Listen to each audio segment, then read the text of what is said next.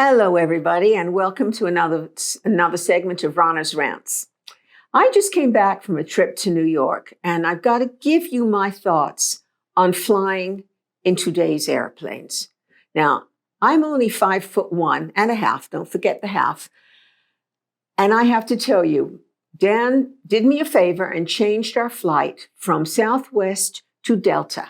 The idea of moving over to Delta was because it was a direct flight of 5 hours.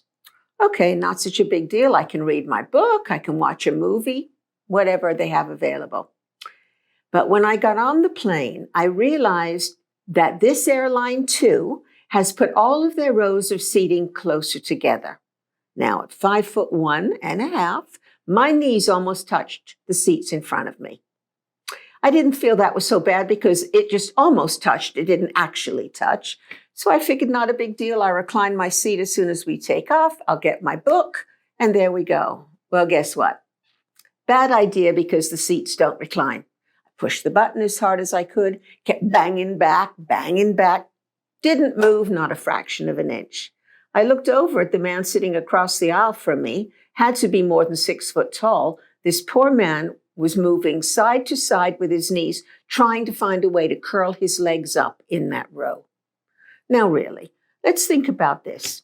Airlines make millions, if not billions of dollars a year. Would it be so terrible to remove maybe 10 rows and spread out the rows so people can be more comfortable? I mean, if you're paying anywhere from $600 to $1,000 a flight, wouldn't it be nice to just stretch your legs a little bit? Then we came to the service of the flight attendants. That's another good one.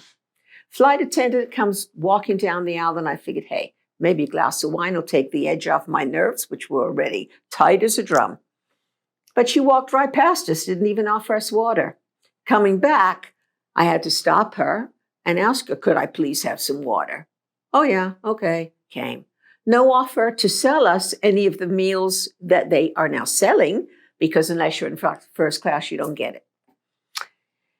Long story short, it was a miserable trip, but I had a fun time once we were there. Coming home, same deal. Not able to sleep, uncomfortable as hell.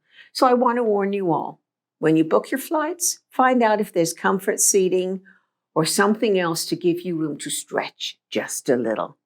Thanks for tuning in. See you next time. This is Rana Goodman for Rana's Rants.